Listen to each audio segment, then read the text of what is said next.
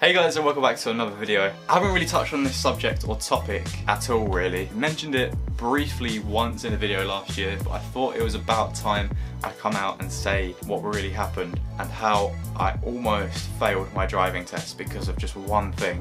I'm 20 years old right now. I passed my test when I was 17, October 2015. I turned 17 in July, and then I had 3 months of learning to drive, and then I took my tests in October. As soon as I turned 17, that's when I began learning to drive. It was either the day I turned 17 or the day after. I wanted lessons and I just put my head down and I wanted to pass as soon as possible. So as I said, I turned 17 and I started my lessons roughly the day after. My instructor had always drilled into my head the basics of what I can't say that fucking word. What are you trying to say? Examiners. Examiners? Yeah. My instructor had always drilled into my head from day one what examiners look for specifically, and that's things like checking your mirrors, being in the correct lane, and performing all your manoeuvres and everything safely so you're actually driving safe and you're not a hazard to anyone else. So apart from that being drilled into my head, it was a pretty normal 3 months of learning to drive. It was just starting at the beginning, starting down a side road, learning what the accelerator pedal was, learning what the brake pedal is, learning how to change gears, learning what the clutch is, learning how to use the clutch, things like that. And then obviously over time it progresses into the main road and then going on roundabouts, going on dual carriageways, learning to overtake, indicating. So as I was learning to drive, that's when I was obviously taking my theory tests as well. And I'm not going to go too deep into that subject because it didn't go too well and it took me quite a few times to pass. We got there in the end, we passed, and then one day in October, probably like the lesson after I passed my theory, my instructor told me that she thought I was ready to take the test. So I'm already nervous at that. I was like, oh damn, it's becoming real now, I'm actually going to take my test. As you guys probably know, waiting time to take your test is usually a long time. It's at least a couple of months, if not longer. There are ways you can get it sooner, for example cancellations. That's probably the only way you can get it sooner.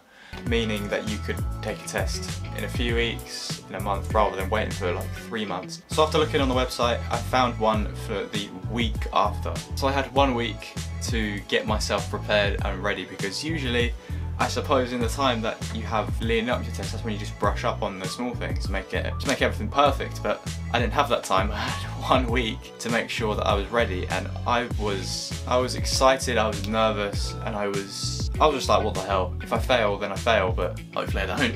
So fast forward to the test day, 1 week later. I'm super nervous, but also super excited because hopefully I'm going to pass and then I can finally drive myself places. Now, this bit didn't really matter and I don't really need to include this in the video. Throw it in there anyway. To start with, when I'm in the test centre, turns out my examiner had a bit of a lisp and he couldn't pronounce his R's. So you can probably imagine what it sounded like when he called out my name. That makes no sense to the actual test, so I just wanted to throw it in there. I took my test before the driving rules or laws changed. It was just like a normal test. Back then it was just read a number plate from a certain distance, answer the questions that he asked about the car or about how to do certain things in the car, follow road signs, complete the manoeuvres, and then basically just do what he says. So the test was going pretty good and I was happy with how everything was going. I had absolutely nailed everything, following the signs. But the guy just said, take the exit to this place, and you just look at the sign and it was there. So it wasn't stressful at all. And then doing the manoeuvres, I had to do reversing round a corner. So that was one of my worst ones to do, but I did it.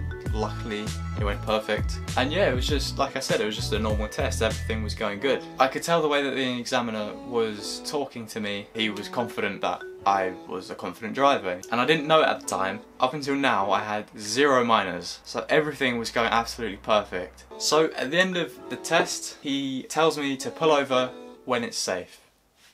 Nothing special, just literally just pull over when it's safe. Just pull over to the side of the road. I pulled over, and then that's when it happened. I just heard this crunch and this scrape. It turned out I had curbed the wheel pretty hard.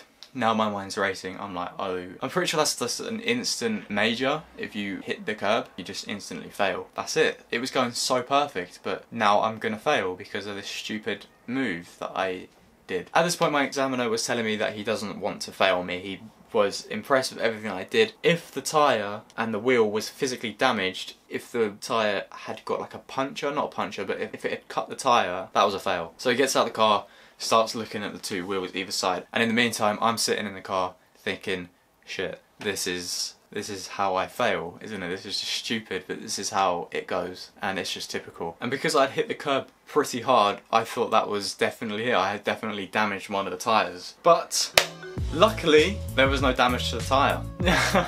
So it wasn't a major, thankfully. Super happy that I didn't fail on such a stupid thing. He literally pulled me over to tell me that I had passed, and that's when I curved the wheel. Yeah, that would have been a very sad ending, but luckily there was no damage to the tyre. He put it down as a minor. That's how I got my 1 minor on my test. I'm still a bit gutted about that, but obviously I'm just happy that I passed. But it would have been even better to pass with no minors, but whatever, things happen. That's the story of how I almost failed my test.